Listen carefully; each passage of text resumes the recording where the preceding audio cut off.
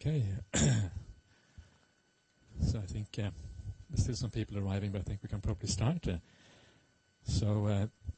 This is about then materialism and spirituality and how to balance these things, or maybe actually a better way of putting it is how to integrate a materialistic lifestyle together with a spiritual lifestyle.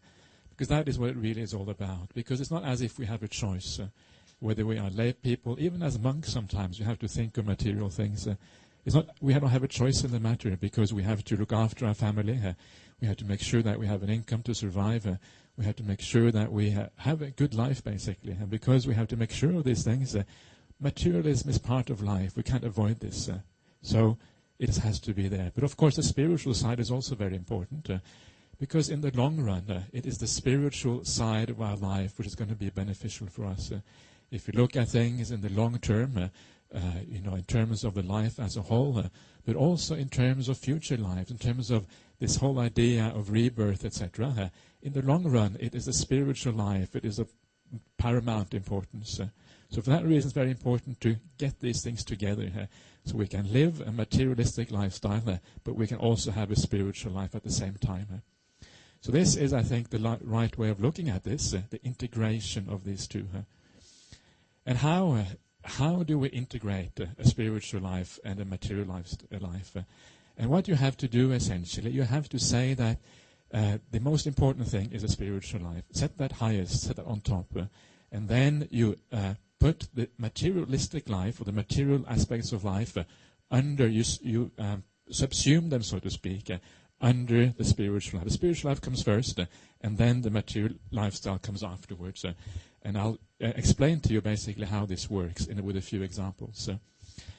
And maybe the most important example, and why it is important to put the spiritual life on top, take the 5 precepts which you have to practice. As a Buddhist, I'm sure most of you keep the 5 precepts, and those who don't, I suggest maybe you should consider keeping those because they're very important if you are a Buddhist, or even if you are leaning towards being a Buddhist. And if you don't put those 5 precepts first, if they don't go on top, then it's so easy to lose your sense of integrity when you pursue material things.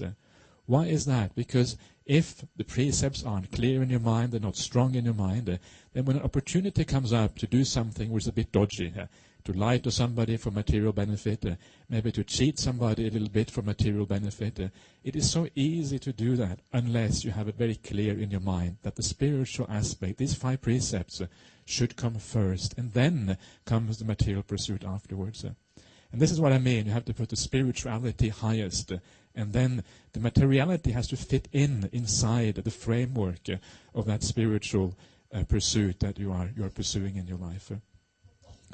So take the 5 precepts. I thought maybe one of these precepts might be worth talking a little about in a bit more detail, because it is a precept that is often difficult maybe to integrate into ordinary working life. If you are a business person, for example, you have a job somewhere, and that is the precept not drinking any alcohol. And I think many people find it hard because in business life you're supposed to take people out, you're supposed to wine and dine them, make sure they're looked after, etc.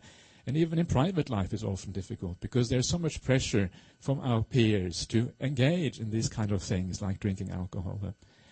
And it may seem on the surface that drinking a little bit is not so bad. It's only a glass of wine here, a glass of wine there. What's the big deal? Or a glass of beer or whatever your fancy is. But I want to point out that it actually isn't quite as simple as that. First of all, if the Buddha said that it's good to keep the 5 precepts, well, there must be a reason there. A person like the Buddha wouldn't say you should keep these things unless there was a good reason for it. So there must be a good reason if the Buddha said so. And the first reason, of course, why drinking is dangerous, and this is the obvious one, is because it leads to a mind which is very sluggish and very unclear. You don't really see clearly anymore. You cannot see what is for your own good, what is for the good of others. And if you understand what the precept actually means, we just chanted it before. It says, Sura Meraya Majja Pamadatana Viratmani. It literally means Sura Meraya are like alcohol, alcoholic drinks. And Majja Majja is also alcoholic drink, and pamadatana means basically something which gives rise to pamada. Pamada is like negligence or heedlessness, a mind which cannot see properly, which starts doing wrong things and not understand that what it's doing is bad. And this, of course, is the obvious reason why we shouldn't be drinking. And then some people say, well, if I only have one glass of wine, not such a big deal, because one glass of wine you don't feel so heedless, etc. But of course, there is more to it than just that. And the other aspect, which I like to mention as well about drinking, and this, I spoke about this some years in Perth, and after I spoke about it, one lady came up to me and said, oh, okay, now I understand. Now I'm going to give up drinking altogether, because I thought a glass of wine every now and again is okay. So because she said that to me, I got encouraged to speak about this. So basically, from a Buddhist point of view, the thing is that we take our habits, the habits that we create in this life, we take them with us into future lives. And this, again, it shows you, I said yesterday, or a few days ago, I can't remember now when it was, that once you believe in rebirth, or you have a sense that there is such a thing as rebirth, it changes your attitude to things. It makes you think differently. It forces a re-evaluation of things. And this is a classical, or a good example of that. Once you then take into account rebirth, if you bring your habits with you from one life to the next life, it means that that habit that you have, even if it's only one glass of wine a day, you bring it from life to life with you again and again and again. And of course, one of the things that the Buddha said about drinking alcohol is that there is no limit to alcohol. You always want to increase, you tend to want to increase the quantity of alcohol that you drink. So if one day you have so much alcohol, the next day you're likely to want a little bit more. And so on it goes and goes from week to week, life to life, month to month, year to year, whatever it is. Slowly increasing, because there is never a sense of satisfaction with alcohol. There is no final barrier where you say, now I have enough.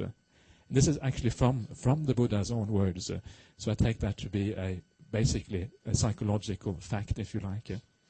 And of course, when you start to see this from lifetime to lifetime, that there is no barrier for how much you want to drink, once you start a habit like that of drinking, even if it's only one glass of wine a day or one glass of wine a week or whatever it is, you take that habit and you take the tendency to increase the amount of alcohol you use also with you from life to life. And after a while you can see where this is leading. It's leading to a very dangerous place. Eventually you drink so much that it's no doubt anymore that it's having a very detrimental effect on your life. And one of the other things that Buddha said was that drinking, the comic result of drinking, that this is obviously drinking a lot, is madness. You're going insane by drinking a lot. And we know what that is like. We know that is like because if somebody is an alcoholic, if somebody is in a very bad state of drinking a lot, you take the alcohol away, they start to have all kind of hallucinations. They have this thing called deliriums or whatever, which comes as a result of drinking too much. And you can see there that this is a kind of insanity here, a kind of madness which comes onto a person because of drinking here. So in a sense, by drinking at all, we are in a danger of creating a habit which ultimately will lead to some very, very bad and unfortunate states. And I think if you look around the world today, you see lots of people suffer from all kind of psychological disorders, schizophrenia, bipolar disease, and all this kind of things. And I think many of these could very well be the result of drinking in a past life, or maybe even drinking in this life. Often drug use can often give rise to this kind of mental illnesses as well. So for this reason, this is just one way of looking at this thing with alcohol, which makes it a bit more paramount to actually give it up altogether. It's a good thing to give this thing up altogether. And the reason I'm saying this, the reason I'm putting this emphasis on this, is because I want to give you a firm grounding for why you should say no, even in business life, even when you have to take people out, you have to look after them, you have to make sure they're okay. It's good to find an excuse, good to find a good reason why you don't want to drink, why you don't want to do this. And Ajahn Brahm told me the story, I'm sure he has probably said it here before as well, I think I mentioned it the other day as well, is, sometimes all you can do is you can say, no, doctor's orders, I can't drink here. And you may think, well, that sounds a bit like cheating, because surely the doctor didn't say that. But the point is, of course, that the Buddha is compared to a surgeon sometimes in the suttas, compared to a doctor. So Buddha's orders, doctor's orders, it amounts to the same thing here. So that is one way of sort of going around, getting around this problem. Another reason is simply, you can simply say, it doesn't make me feel any good. And that would be true. From a Buddhist point of view, if you lose your sense of mindfulness, you lose your sense of it's a sense of well-being to be mindful. If you lose that, it's true, it doesn't make you feel any good. And then they can make out whatever they want out of that statement, but you're certainly telling the truth. Also, I think one of the important things is to show tolerance to other people. It's not our job. It's nice if we can make people not drink, of course, because we're showing them the right way. But it's not really our job to convert people in that sense. So if other people want to drink, fine, allow them to drink. And that people were very impressed with that. If you say, no, I don't want to drink because it doesn't make me feel any good, but by all means, if you want to drink, please, that is up to you. I don't really mind that. It would seem very tolerant. It would seem very open-minded. And then people might think, he doesn't drink. I wonder why he doesn't drink. And then maybe you have a chance of actually turning them around and see that there is something here which is worthwhile doing. It's important always not to push people too much. If you try to push people to do what is right, usually 90% of the time, 95% of the time, you will find there is resistance there. People don't want to listen. They listen only when they understand for themselves that this is the right thing to do. Then they will start doing it. So that is just the precept of alcohol. I thought it might be useful to bring up because I know that there are many of you have a job, and most of you have a job probably, and because of that, these things are things that come up all the time for us. So that is the 5 precepts. The next thing, so my point here is that we have to put these 5 precepts first. Then, when the 5 precepts are in place, then whatever material pursuits we have, whether it's in terms of job, whatever it actually is in life, they will become subsumed under those 5 precepts. The spiritual principle comes first, and then the materialistic principle fits in to that spiritual aspect of our life. The second thing I want to talk about is the act of generosity, how we can be generous in life. And again, it's important to place generosity first. Generosity comes highest, and then under generosity, we place our material pursuits. And as Buddhists, of course, it is natural to be generous to Buddhist causes, and I really encourage you to be generous towards Buddhist causes because it's beautiful, because we believe in Buddhism, we think it's a wonderful religion, we think it has something to offer to the world. It's easy to do that with a good heart and a sense that you're doing something useful. It's always good to be generous to that which is close to our hearts. And there's of course more to generosity than just being generous to Buddhism, but it's an important aspect of it. And I want to relate to you briefly how to use that generosity in your life to make it something powerful. Because often we are generous without really thinking about it. We give here, we give there. We think, I can't really think about this. Many people think like that. I shouldn't think about this because it's sort of selfish to think that I'm good because I'm being generous. But in fact, the Buddha said that's not the case. That's not what we should be doing. If we are generous, we should reflect on that. And we should try to gain some happiness from our own generosity here. And the way I often encourage people to think about their own generosity, particularly if it is to a Buddhist cause, reflect how far this generosity can actually reach, how far it can go, into places where you may have no idea where they're actually going. When you support something like the monastic sangha is often maybe the part which keeps Buddhism going more than anything else. Well, it certainly has been over the past 2,500 years. In the modern day, things are changing a little bit, but still. Or if you're supporting something like the Buddhist Fellowship, a large organization with large number of members, or you're supporting a monastery somewhere which may reach many, many people. I know my own monastery, or Bodhinyana monastery best of all, and it is amazing. Those talks that are given by Ajahn Brahm and go onto the internet, it's absolutely staggering how many people listen to these things. Literally tens of thousands of people around the world every single week who hear these things.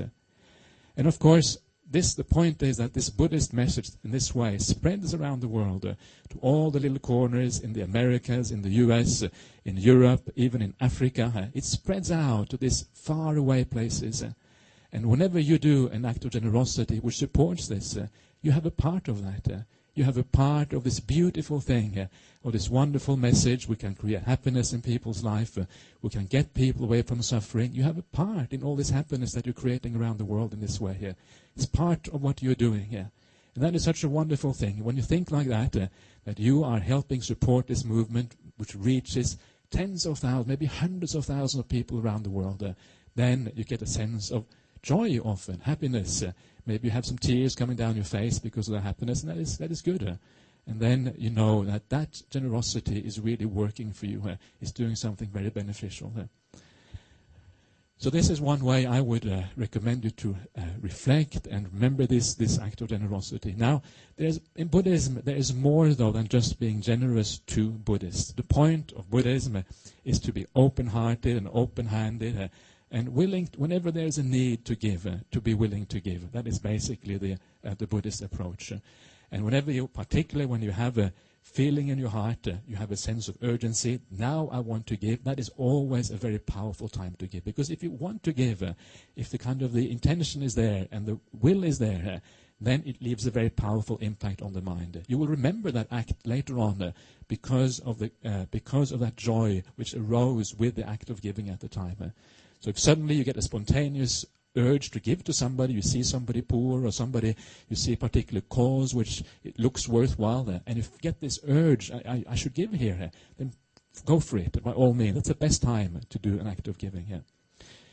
But in Buddhism, we should be very broad with the way that we give. And if you read the way the Buddha taught about how we should spend our wealth, there's particularly one sutta, which you may have studied yourself, called the Sigalovada Sutta, which talks about how we should basically use our wealth, in particular in lay life. This was a sutta given to lay people in particular. And he said, one of the interesting things, he said that the first person that we should spend our wealth on, and you can say that this is a kind of generosity. You know who that first person is? It's yourself, yeah, precisely. You probably read this sutta. You should look after yourself. And of course the point is that if you are wealthy, if you have money, if you have these material things there, of course you should enjoy these things. You shouldn't just put them to one side and feel guilty about it or feel bad about it or think this should go to a good cause somewhere. You should make sure that you get some happiness out of this material wealth that you have. So we should look after ourselves. And this is one of the most important principles in Buddhism. We should always make sure we look after ourselves first of all. If we don't look after ourselves, how can we look after others? If we feel bad about ourselves, how can we feel good about others? These two things go together. If you look after yourself, you will tend to look after others. If you have good feelings about yourself, you will tend also to have good feelings about others. They go together. They are two sides of the same coin. So, therefore, you don't have to feel bad about sometimes taking a nice holiday somewhere or sometimes doing something which feels good in the material sense. That is okay. In fact, it is wrong not to do so, according to the Buddha's teachings. The second thing is, of course, once we have looked after ourselves, we have to look after the people who are closest to us, our families, our husband and wife, our children, our parents. This is the second thing that we have to do. And it's very powerful. Sometimes if we give an extra thought to the people who are close to us, it has a very powerful effect on our family life. Don't always take your family for granted. It is so easy because they're around us all the time. We tend to become sometimes negative. All we see are the things that we see every day. And we get upset by the same old things every day. But don't take your family for granted. Sometimes do something extra, something special for your family members that makes them feel valued, makes them feel like they're somebody else. So extend this generosity to your family. And this can become anyway, very, very powerful thing. And one of my examples here is recently the rather strange thing happened to me. For me it was almost like a small miracle. That may not sound miraculous, but for me it was anyway. Recently I went with my family, my parents, my brother and sister, and the in-laws. I went to Malaysia because it was my parents' 70th birthday, and invited the whole family to Malaysia, to this place in Malaysia. And before we went, my father said to me, maybe you would like to give a small talk on Buddhism every day while we're there. And that is a miracle, if you know what I mean, because you can convert the whole world. Everybody can be your disciple, but the last person who's going to be your disciple is your own father, because your own father is the person who has brought you up. He is the one who has taught you the world. He is the one who tells you what the world is like. You don't tell him what he should be doing. That's just not the way it works. So for me that was an absolutely astounding thing, and I've thought about it afterwards. Why is it that was the case? And I think the reason is because after I became a monk, first of all, in the beginning, your parents think, oh, this may be some kind of protest or something, becoming a monk, you don't like our lifestyle, you're doing things your own way. But of course, after a while, you've been a monk for 15 years, they start to think maybe there's something more to it than just a protest. There are often very small things in life that you do. First of all, you don't push Buddhism onto them. That's the very first thing, because that will make them react negatively. I never told them that you have to call me Ajahn Brahmali. You can call me whatever you like. You can use my lay name if you want. And very often I would support my parents. I would use teachings of Buddhism that supported them. And sometimes my father, for example, sometimes somebody might have said to him that he should be more generous with his money, or he doesn't deserve the money he has, or something like that. And I would tell him that, well, whatever wealth you have, you deserve that. This is the Buddhist teachings. If you have wealth, you wouldn't have it if you didn't deserve it. It is there because you deserve it. And of course, these kind of things, if you use the teachings in this way to counteract the tendencies they get from society around them to feel better about themselves, in the long run, it has a tremendously powerful impact. And this is what I found with my own father. Initially, he was very skeptical and he sort of dismissed the whole Buddhist idea. But after 15 years, he has come around to the point where he asks, maybe you can teach the whole family about this thing that you're doing, what Buddhism is all about. And now he reads books about Buddhism and does all these kind of things. And that is an amazing turnaround. And I must have done something right, I think, to actually get things to that point. So I'm very, very pleased with that, I have to say. So and also, the Buddha said that one of the wonderful things you can do for your parents in life is to bring them onto the spiritual path. Make them understand that virtue, morality is important, generosity is important, and make them move towards Buddhism. If you can do that, you're giving your parents the highest possible gift in this world. So this is an example of what you can do in family life if you practice correctly. And I would say for those of you who are young here, if you want to persuade your parents, if you want to get your parents to listen to you, sometimes do something nice to your parents. Sometimes show them that you care for them. It's of course, I'm not saying that you shouldn't be in opposition. I think opposition is part of being young, is part of that. But don't be in opposition all the time, 100% of the time. Because I think what happens, if you are in opposition 100% of the time, your parents will still understand you and see you as immature in a certain way. But if you do something beautiful every now and again, it doesn't have to be often, just every now and again, your parents will open your parents' hearts. And when you open your parents' hearts, they will be more ready to listen to you and understand you from your point of view. So if you can do that as a child to a parent, wow, you have a tremendous benefit over almost all other young people, because you may actually be able to have parents who really listen to you and take you seriously. That is a wonderful thing. And of course, it is the same thing for parents. Look after your children, look after your family. Every now and again, show that you care. Do something special, which opens up their hearts, so that you have a sense that there is more to family life than just living together. There is a sense of caring there, a sense of love and compassion for each other. So that is the family life. Then you also have the third thing the Buddha said. You should look after your employees. So if you are a businessman or a businesswoman and you have people working for you, or you are a particular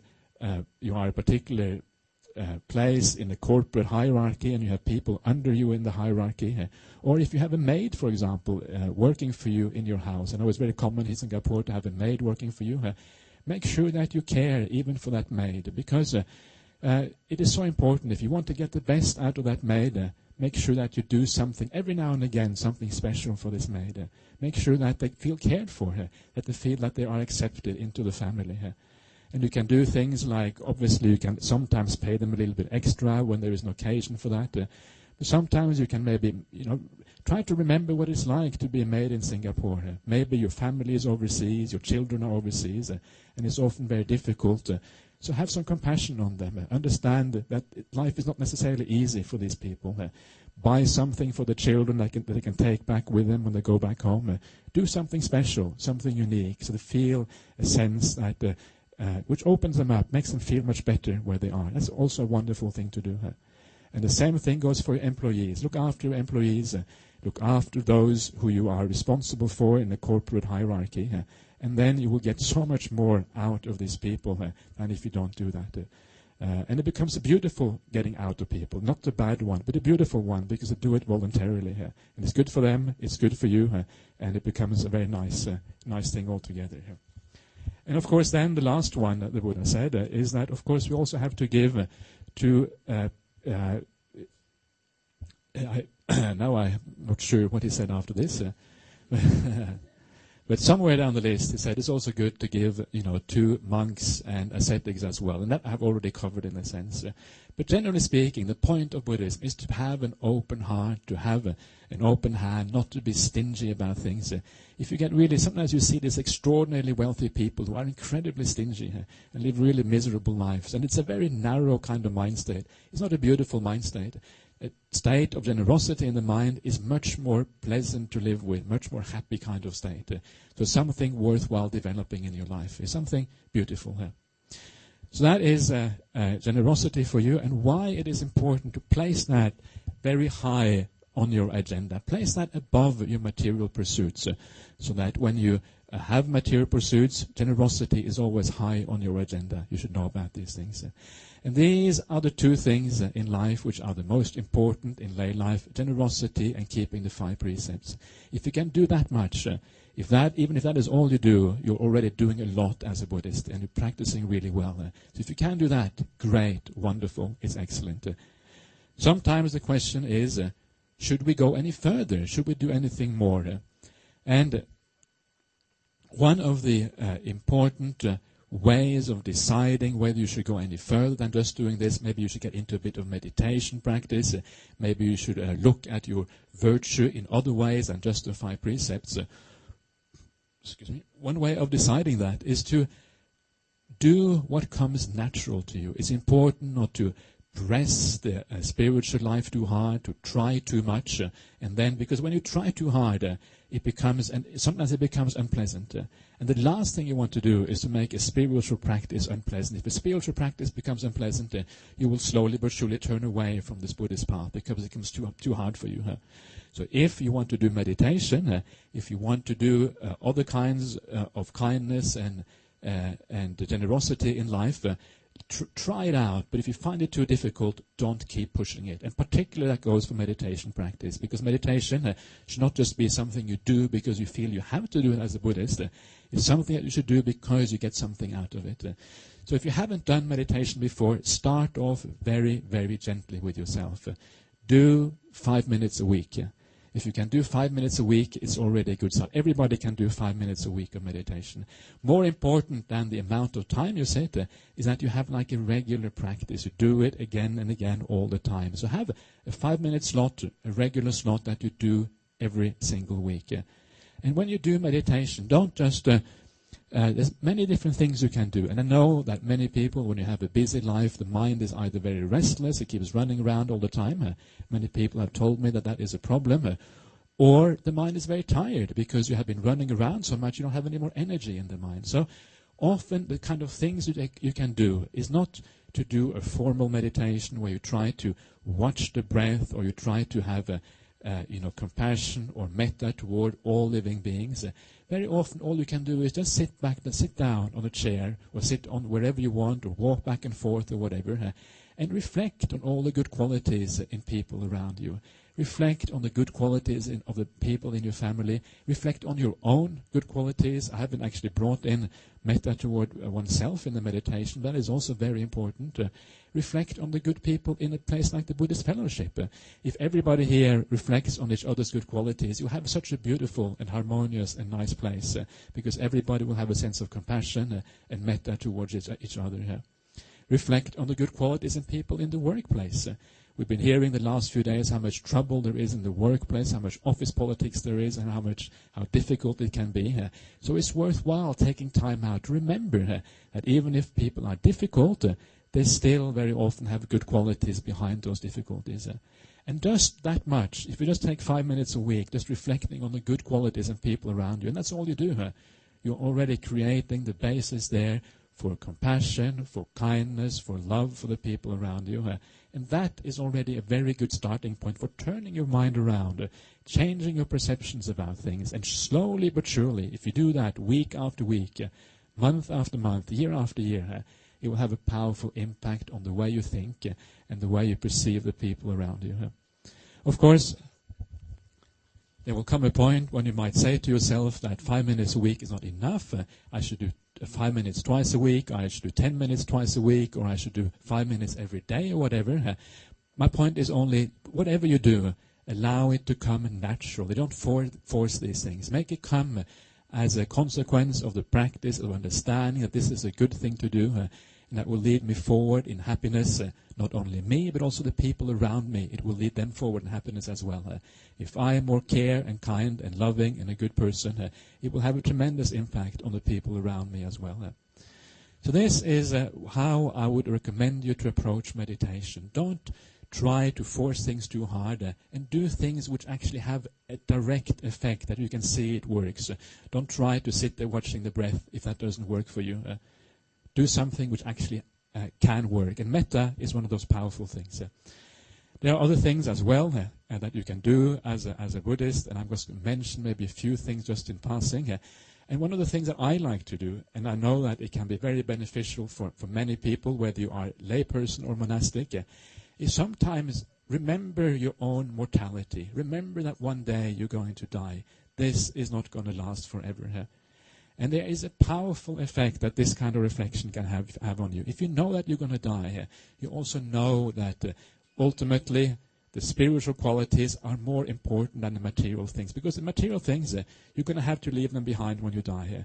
You're going to have to leave your body behind, no matter how good you feel about yourself. You're going to have to leave this body behind when you die. No matter how rich you are, no matter how many friends you have, no matter how much possessions you have, it's all going to be left behind. So ultimately, of course, when you remember death, you also remember that developing the mind is far, far more important than developing material things. It gives you a sense of perspective, a very powerful sense of perspective.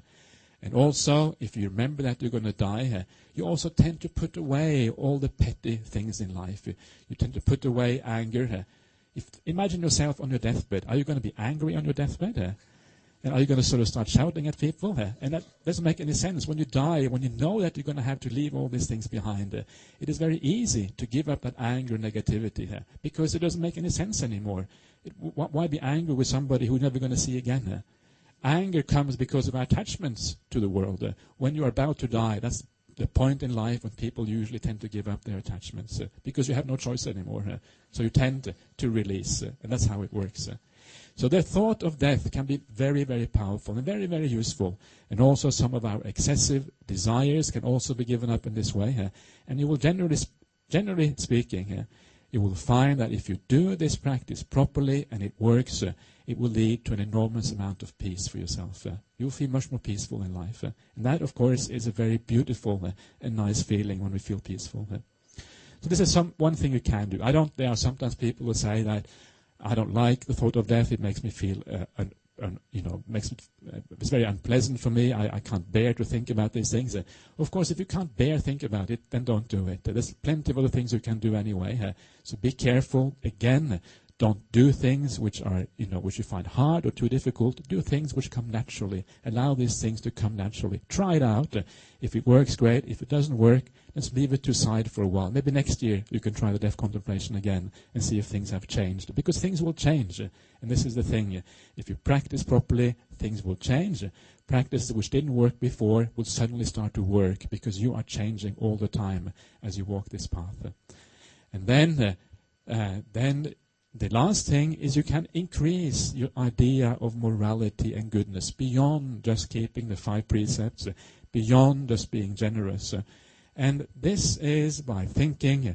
Very often, as Buddhists, we tend to focus on the negative aspect of morality. We say we shouldn't be bad, we shouldn't do this, we shouldn't do that. But what about all the things we should do? Isn't that also important? And it is. When you read what the Buddha said, he said not only shouldn't we steal, we should be generous. Not only should we not kill beings, we should be compassionate to living beings. Not only shouldn't we lie and say bad things, we should say things which goes to the heart. We should say things which are meaningful. We should say things which unite people together. Not only shouldn't we be angry, we should have loving kindness. So you can see there is an opposite in all these things. So the last thing we can do, if we have some extra energy left after all these other things, and if it comes naturally to you, contemplate how you are treating people in your life. Are you treating them with kindness? Are you treating them in a way where they feel good about themselves? Are you saying things which go to people's hearts? And if you are practicing in this way, then you are really practicing a very, very high standard of morality when you treat people kindly in this way. And this is kind of the last thing that you can also do in lay life. So again, if you want to do this, put this before your material pursuits. So that is essentially the talk this evening. But my essential point is simply to make that if you want to have a spiritual life, if you want to practice the Buddha's teachings, you're going to have to place it on top of your agenda. If you don't place it on top of the agenda, you're not going to be able to do it. Because sometimes the material pursuits, whether it is in office life, whether it is in your work or whatever it is, sometimes it's going to ask you to do things which Buddhism says you shouldn't be doing. And unless the spiritual thing is on top, then you may fall into that Mara's trap and do things which you actually know in the long run is not for your own benefit.